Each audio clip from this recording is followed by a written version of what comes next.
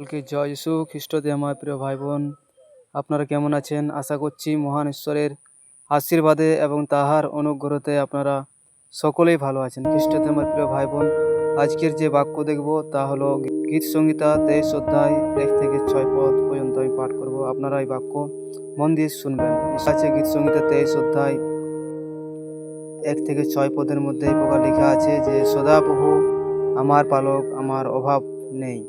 তিনি আমাকে মাঠের সবুজ ঘাসের উপর শোয়ান, শান্ত জলের ধারেও আমাকে নিয়ে যান।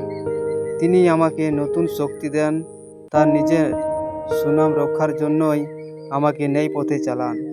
ঘন অন্ধকারে ঢাকা উপত্যকা পার হতে হলেও আমি বিপদের ভয় করব না, কারণ তুমি আমার সঙ্গে আছো।